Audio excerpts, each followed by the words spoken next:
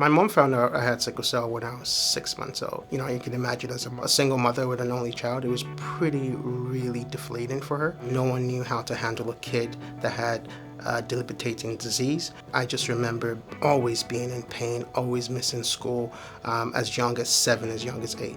Sickle cell disease is an inherited disorder of red blood cells. These cells do not flow well through the vasculature. They break down easily and they cause frequent pain crises where patients have horrible pain because they are literally decreasing blood flow to their bones and their other organs, and so that's very painful.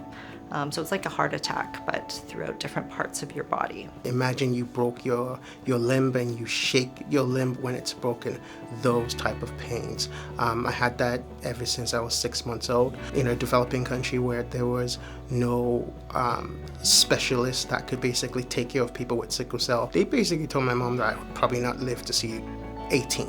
But, you know, knowing my mom, she took it in stride and she was like, listen, I'm gonna prove these individuals wrong. She knew that she had to look outside the country to basically make sure that I could survive. She started the search and she found it here at St. Paul's. So as soon as I touched down in Canada in 2002, the next day I saw Dr. Vickers. As a 17, 18-year-old, I never thought past that moment, past 18, because I'm thinking, listen, I've always heard that I'm not gonna be on this earth for a long time.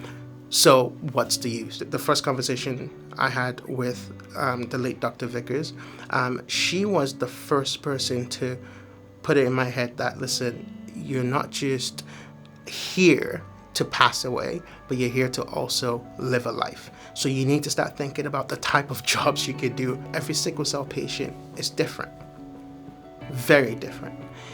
And what my doctors here and my caretakers here at St. Paul, not just my doctors, but the nurses that I've seen for the last 20 years, they know that there are specific things that help me feel better when I have a crisis. We were able to get him on a monoclonal antibody treatment that he comes here to St. Paul's once a month to receive. It was 2 years I did not see him in the emergency department, which was unheard of. Let's fast forward now. It's been over 20 years since I've been coming to St. Paul's Hospital. You know, we've started on me not being able to live past 18 to me finding a career choice that fits who I am, and also now having a 7-year-old kid, you know what I mean?